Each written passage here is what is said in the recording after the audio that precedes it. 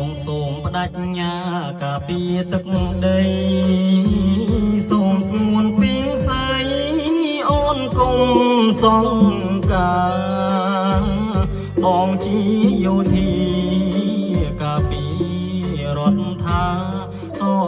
ស៊ូផ្ដាច់ញាលុះត្រាជោគជ័យប្រពន្ធបងអើយអូនគុំបារម្ភគុំទ្រយំឲ្យបងអាឡ័យបងនឹងវិលវិញទេណាចរណៃជូតទឹកភ្នែកស្រីមើលថែកូនផងបងលីសិនហើយសូមស្រស់ត្រានត្រាយកុំកើតទុកឡើយណាកែនួនល្អជាតិខ្មែរត្រូវថាឲ្យល្អមកមិនអាចប៉ុនប៉ងឆ្លងអង្ធិបតេយ្យ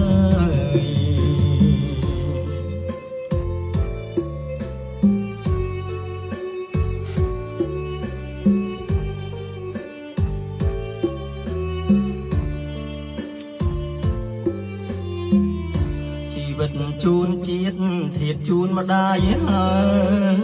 យសង្ខារនៅឡើយតស៊ូលំខ្សែពាក់លីជីវិត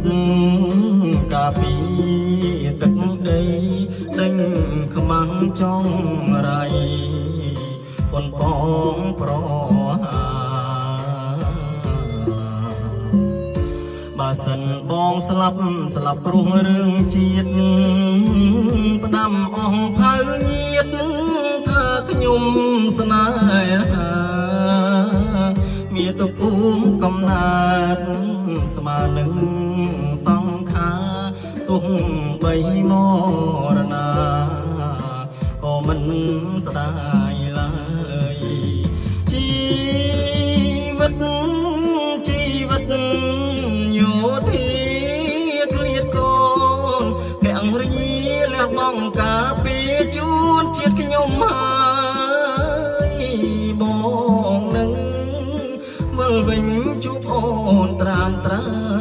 យជាតិយើងធូរស្បើយមានសន្តិភាពមើ